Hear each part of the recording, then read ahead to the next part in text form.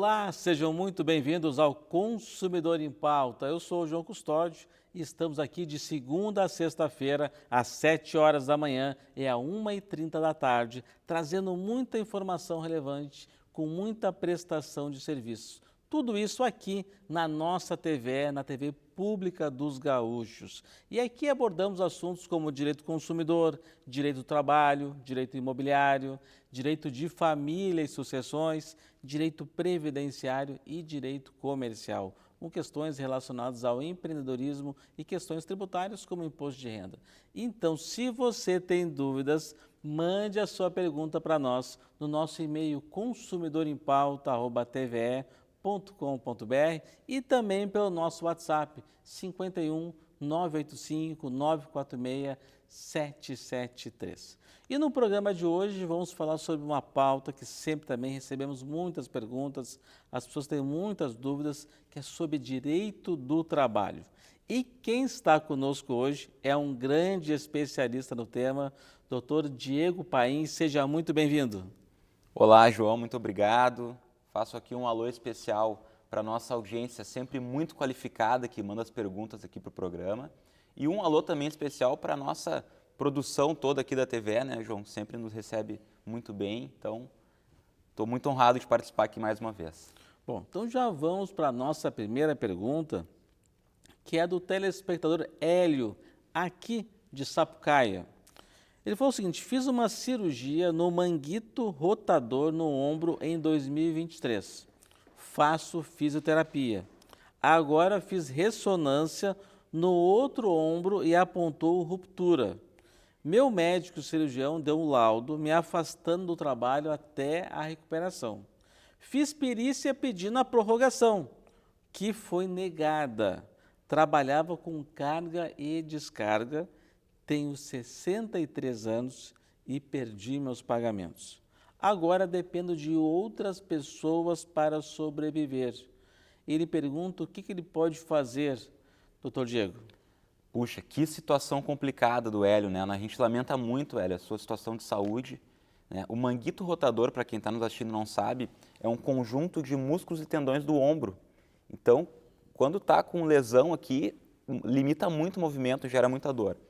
Então, primeira coisa, Hélio, que eu vou falar para ti, recorrer perante o INSS, tá? Então, junta aí tudo que você tem de documentação médica, se não tem um laudo atualizado, vá atrás, procure um advogado da sua confiança, que seja especialista nesse assunto e recorra imediatamente ao INSS, tá? Então, esse é o primeiro ponto. Esse laudo atualizado, tem um prazo, um laudo para ser apresentado no INSS ou não tem? Não existe um prazo específico em lei, João, mas o ideal é que seja um laudo atualizado, ali dentro ali de 30 dias, vamos colocar assim uma média de prazo bacana, né, que é o tempo mais ou menos que demora uma perícia do INSS. Então tem que chegar na nova perícia ou até na perícia judicial, se for o caso, com uma documentação atualizada. Não posso chegar com um documento de 2 anos atrás, né? Sim. Então, o mais atualizado possível, tá? E o que a gente tem que analisar aqui também, João, é que ele fazia há muito tempo carga e descarga. Então, movimentos repetitivos, provavelmente em sobrecarga de trabalho, de peso, né? Então, aqui também é possível analisar, Hélio, uma ação trabalhista, porque se o seu trabalho ele influenciou ou teve causa direta o seu manguito rotador, as lesões que você tem no ombro, a empresa também vai ter que lhe pagar uma indenização por isso. Aí tem que entrar com uma ação trabalhista e é possível buscar dano moral, dano material e até mesmo um pensionamento vitalício. E para concluir aqui, João, se for constatada uma doença ocupacional, ou seja, que a doença tem relação com o trabalho, quando ele retornar do INSS, ainda terá uma estabilidade de 12 meses após o retorno do benefício. E talvez ele nem possa voltar para a atividade que ele fazia antes, talvez com um procedimento cirúrgico, ele vai ter que ser realocado em outra área. Perfeito, João. E o que ele está agora é o que nós chamamos de limbo trabalhista previdenciário, porque ele teve alta do INSS, porém ainda está incapaz, mas o INSS de um lado não reconhece isso e de outro lado a empresa também não recebeu ele de volta. Então a empresa teria que ou recolocá-lo numa função em que ele não tem esforço nenhum nos ombros, o que é muito difícil de acontecer, ou se ele está 100% incapaz, igual aí a empresa tem que avaliar a situação, né, passar pelo médico do trabalho e, se for o caso, dar o suporte para que ele recorra perante o INSS nesse período. Para fazer essa defesa administrativa no INSS, é algo simples ou o senhor recomenda ter um especialista para apoiar nesse processo? É sempre recomendável, João, buscar o auxílio de um advogado especialista na área. Nesse caso, seria a área previdenciária. Porque aí ele vai analisar o que é o melhor, se ainda vale a pena recorrer administrativamente ou direto judicialmente. Nesse caso, eu indico recorrer diretamente judicial, no caso do seu Hélio. Muito bem. Bom, temos agora a pergunta do seu Moacir. Estava de férias e recebi o comunicado de que eu estava demitido. Fiquei sem ação. A empresa pode fazer isso, doutor Diego? Não, durante as férias não pode, né, João? Por quê? O período de férias é um período de interrupção do contrato de trabalho. É como se a gente diz aqui, é um descanso protegido do empregado. Então a empresa concedeu férias durante aquele período, via de regra, não pode fazer rescisão. É como se fosse uma partida de futebol, João. O juiz interrompeu porque faltou luz no estádio. Quer dar um cartão vermelho? Aí o jogador vai lá e faz o gol. Não, o gol é nulo, porque o jogo está interrompido. Então o contrato de trabalho é igual. Durante as férias, o contrato está interrompido. A empresa tem que aguardar você retornar de férias para aí sim lhe dar o aviso, ó, você está sendo dispensado, é o aviso prévio, né? E aí sim formalizar a sua rescisão. Uma exceção à regra, João, a justa causa. Durante as férias, eu posso tomar uma justa causa? Pode. Se, por exemplo, você saiu de férias e 3 dias depois a empresa descobriu que você furtou dinheiro do caixa, a empresa pode, durante as férias, aplicar a justa causa, porque ela tomou ciência de um fato no meio das férias. Outro exemplo, o funcionário saiu de férias, está lá na praia, João, lá em Cidreira, na beira da praia, tomando uma gelada. E passa o gerente por ele. E ele pensa, não gosto desse gerente, eu vou aproveitar e agora eu vou me vingar desse gerente. E agride o gerente no meio das férias, na praia. É possível uma justa causa? Sim, é outra exceção à regra. É possível uma justa causa. Ele cometeu uma agressão a um gerente e isso é motivo de justa causa. A empresa pode imediatamente aí interrompe as férias dele e aplica a justa causa. Muito importantes esclarecimentos. A pergunta agora é da Luciana. Trabalho como cuidadora, mas sou técnica de enfermagem. Não assinaram a minha carteira e estipularam o meu horário de trabalho de 6 horas, de segunda a sexta-feira. Quais são os meus direitos, doutor Diego? Luciana, pelo seu relato, ao que tudo indica, você tem aqui um vínculo de emprego que o seu empregador não está reconhecendo. E aí o que a gente tem que analisar é a modalidade do seu vínculo de emprego. Você pode ser técnica de enfermagem, mas trabalhar como cuidadora. Está tudo certo, isso não é empecilho nenhum. O fato também de ser contratada por 6 horas por dia, também está tudo certo. O que nós temos que analisar aqui é se você é uma trabalhadora doméstica ou urbana, porque aí mudam alguns direitos. Mas já adianto que nos 2 casos, você vai ter direito, se tiver o vínculo de emprego realmente, a ter a carteira de trabalho assinada, vai receber FGTS, férias com 1/3, 13º salário e outras verbas decorrentes do vínculo de emprego. O que diferencia, João, a doméstica... Está na ponta da língua para te perguntar aqui. Ó. Então vai lá, o que diferencia a doméstica da trabalhadora urbana? Isso. A doméstica tem lei específica, tá? O vínculo de emprego é parecido. Vou começar pela urbana, que é mais fácil. Está lá no artigo 3º da CLT. Tem que estar presentes os requisitos do vínculo de emprego. Subordinação, habitualidade, onerosidade e pessoalidade. Ou seja, uma pessoa tem que trabalhar continuamente, de forma onerosa, recebendo por isso, ela mesma trabalhando, e tem que receber ordens do empregador. Esse é o vínculo de emprego clássico, urbano. O doméstico é tudo isso, mas tem mais 2 requisitos, João.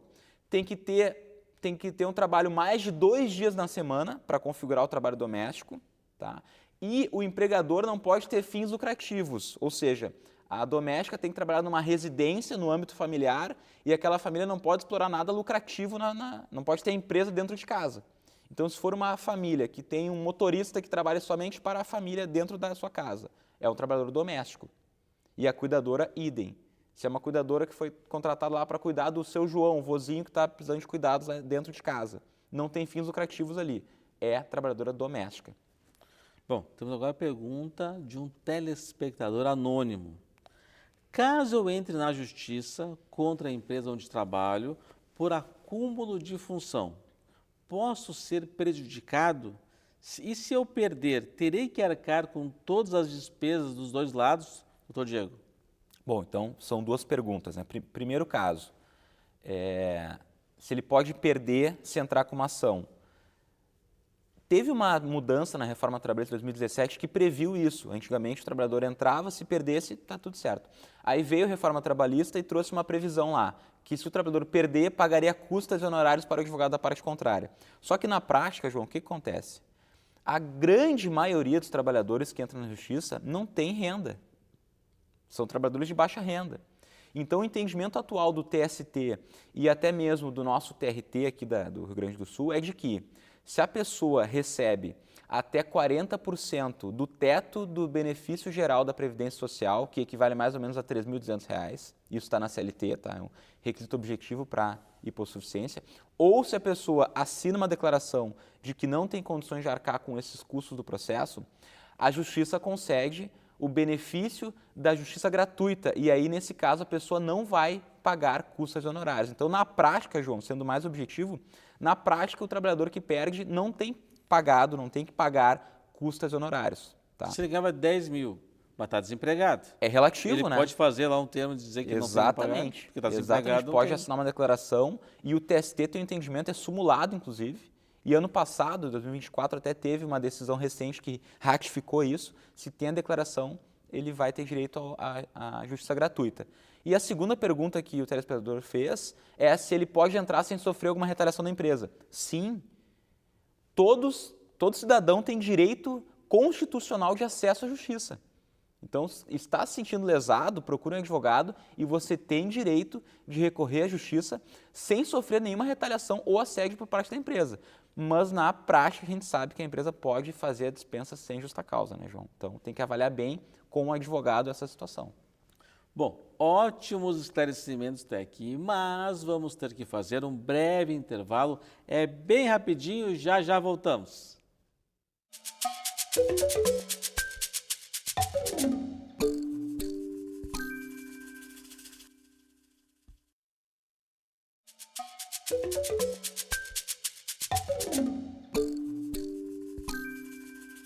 Bom, falei que era bem rapidinho, já estamos de volta. Lembrando você que nos assiste que o programa é de utilidade pública com muita prestação de serviços. Aqui abordamos assuntos como direito do trabalho, direito imobiliário, direito do consumidor, direito de família e sucessões, direito previdenciário e direito comercial. Então, se você tem dúvidas sobre esses assuntos, mande a sua pergunta para nós no nosso e-mail consumidorimpauta@tve.com.br e também pelo nosso WhatsApp. Já aproveita, já salva no seu aparelho. Nosso número é o 51 985 946 773. Hoje aqui no programa estamos falando sobre direito do trabalho e quem está conosco aqui hoje é um grande especialista no tema, Dr. Diego Paim, que está esclarecendo todas as dúvidas aqui dos nossos telespectadores. E já vamos para a nossa primeira pergunta do bloco, que é do Marcos. Está correto um gerente dizer a que horas eu devo entrar e sair da empresa, mesmo tendo ponto eletrônico, doutor Diego? Sim, está correto, né, João? O gerente, ele não só pode, como ele deve fiscalizar o cumprimento da jornada de trabalho dos funcionários. Por quê? Porque o gerente, ele representa o empregador no exercício do poder diretivo. Isso está lá no artigo 2º da CLT. Então, Marcos, o horário trabalhado e o ponto eletrônico são duas coisas distintas. Se o gerente está cobrando que você cumpra o horário contratado, está tudo certo. O que o gerente não pode é cobrar, por exemplo, que você faça muitas horas extras, que você faça um horário diferente do que você foi contratado. Aí seria um abuso por parte do gerente. Pode pedir para não fazer intervalo de almoço, por exemplo? Não, aí seria um abuso de direito por parte do gerente. Agora, se ele está fiscalizando, olha, eu preciso que tu chegue no horário, ou tu chegue aqui, faça tal horário aqui dentro, isso está tudo certo. E nem pedir para ele chegar e bater o ponto depois. Não, também não pode. Não, também não pode. O cartão ponto, ele tem que refletir a real jornada desempenhada pelo funcionário. Então, chegou na empresa, registra o ponto, e na hora de ir embora, registra o ponto e vai embora para casa. Essa é a regra que tem que ser cumprida. Bom, temos agora a pergunta da telespectadora Tereza. Existe uma conversa na Rádio Corredor de que a empresa vai pedir recuperação judicial. Ela não está bem, inclusive tem atrasado os nossos salários. Tem alguma coisa que eu possa fazer para não ser prejudicado, doutor Diego? Olha, a Rádio Corredor, João, é uma das rádios mais eficientes e rápidas que eu conheço. Eu também conheço. Em 10 anos de advocacia, eu acho que 99% das informações da Rádio Corredor se confirmaram. Tá? Então, muito boa pergunta da telespectadora e o meu conselho é, tem que agir com muita cautela e estratégia nesse momento. Se realmente a empresa está com risco de entrar com recuperação judicial e já está dando sinais ruins, que é o atraso de salário que você mencionou, tome cuidado. Já lhe aconselho a consultar um advogado especialista nessa área trabalhista para traçar uma estratégia para o seu caso concreto. Mas, em linhas gerais, o que você pode fazer? Registre tudo, anote os períodos de atraso de salário, guarde contra-cheque, extrato de pagamento de salário, registre isso por e-mail para a empresa, converse com a empresa sobre isso, questione, olha, como é que está a situação da empresa, por que está atrasando o salário, né? Estou me sentindo inseguro. Então, questione e documente isso. E se a empresa entrar com recuperação judicial, o crédito trabalhista tem preferência no pagamento, mas preste atenção. É muito importante que essa dívida já esteja reconhecida, seja judicialmente ou administrativamente, para que você entre na fila de pagamento. Então, por isso que eu digo, é necessário, nesses casos, agir rápido, mas com cautela. Então, traça uma estratégia, mas age rápido. Se for o caso de entrar com uma ação trabalhista, verifique com o advogado e entre o quanto antes. Se a empresa atrasar pagamento de salário por 3 meses ou mais, sejam eles consecutivos ou não, é caso, inclusive, de rescisão indireta, João. A rescisão indireta é aquela dispensa em que o funcionário recebe tudo, de rescisão, né? Seguro-desemprego, aviso prévio, FGTS com a multa e todas as verbas rescisórias. Mas eu não entendi essa questão, tipo, que tem que ter uma dívida reconhecida. Mas a pessoa está trabalhando lá, não tem os direitos dela preservados, ela não vai ter a prioridade igual no recebimento dos valores? Quando vira recuperação judicial, não, é um pouco diferente. Se a empresa entra com a recuperação e o contrato continua em vigor, aí sim, ela tem que cumprir mensalmente com o pagamento dos salários e as demais verbas trabalhistas. Eu digo, no caso mais perigoso, é a empresa fechar as atividades, fechar as portas e entrar com a recuperação judicial. Aí, João, tem que agir muito rápido, porque aí tem que entrar com uma ação, tem que ter um título judicial dizendo, olha, a empresa deve um valor X para esse funcionário. Para ficar na aí fila. A pessoa pega esse título e entrega lá no juízo da recuperação judicial e diz, olha, eu tenho direito reconhecido judicialmente a esse valor, eu quero prioridade no pagamento. E aí ela vai entrar na fila de pagamento como prioridade. Muito bem, esse ponto bem interessante. Bom, temos agora a pergunta da Catarina. Eu estava no período de experiência da firma e depois de 2 meses e meio fui dispensada sem justificativa. Eu tenho algum direito, doutor Diego? Muito bem. O contrato de experiência, Catarina, ele é como se fosse um namoro antes do casamento. Então, é um período para que tanto a empresa quanto o empregado vejam e experimentem para ver se é aquilo mesmo que eles querem. Então, o contrato de experiência é para a empresa ver se o funcionário vai se adaptar às funções, se vai cumprir com as expectativas que a empresa está colocando nele, e o empregado também. Ele vai ver se realmente aquele emprego é o que ele quer, se ele vai se adaptar ou não. Então, o contrato de experiência ele tem um prazo determinado. Ele tem um prazo de, no máximo, 90 dias. Normalmente, se faz ali 45 dias mais 45, ou 30 mais 60. E aí, se a empresa decidir antecipar o término desse contrato de trabalho, tudo bem, está tudo certo, mas você vai ter direito de receber as verbas rescisórias referentes a esse período. E ainda, como é um contrato a prazo determinado, não vai ter aviso prévio, não vai ter seguro-desemprego e não vai ter multa do FGTS. Mas você tem uma indenização que está lá no artigo 479 da CLT, que é da metade do período faltante para terminar. Então, um exemplo prático. Se faltava 20 dias para terminar o seu contrato de experiência, e a empresa rescinde, você vai ter direito a uma indenização de 10 dias além das verbas rescisórias desse contrato de trabalho.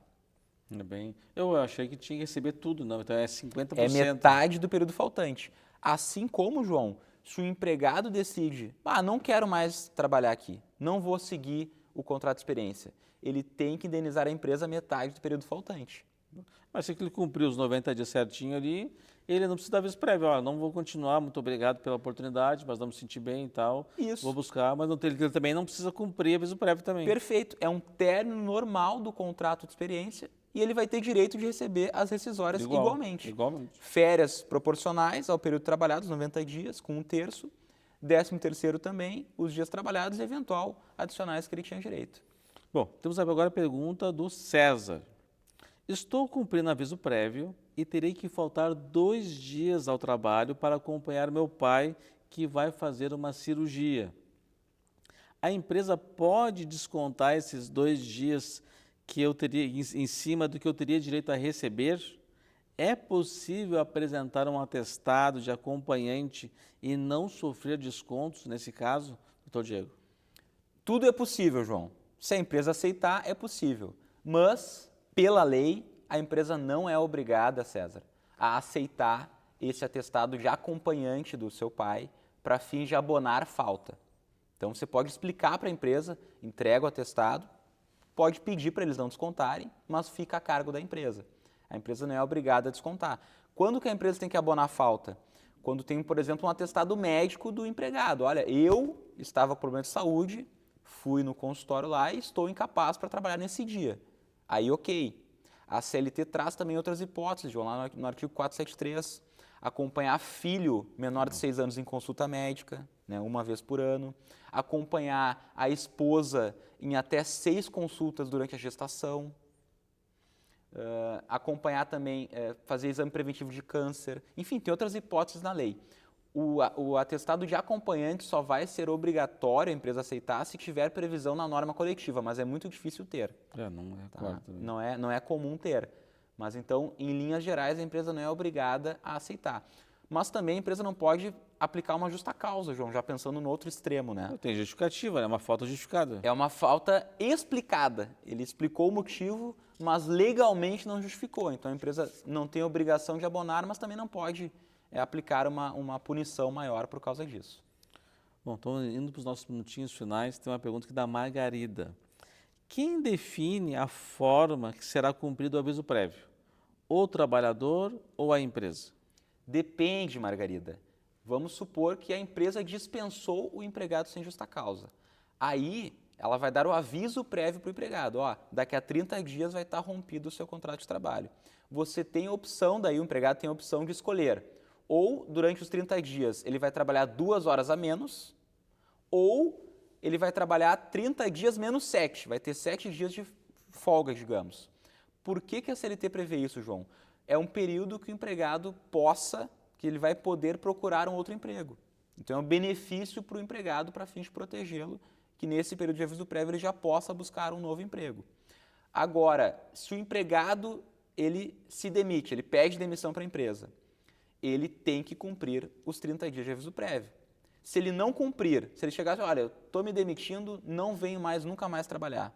Ok, mas aí a empresa vai ter o direito de descontar esse 1 mês dele de aviso prévio que ele não cumpriu da rescisão. Então, Diego, em alguns casos eu já vi que a pessoa pediu demissão e ela já tem um outro trabalho para começar. Então, daqui a 10 dias, com 2 semanas já começo em outro trabalho. Perfeito. E apresenta uma carta para o empregador. Nesse caso, pode ele ter essa dispensa de alguns dias do aviso prévio? Isso é extremamente comum, João.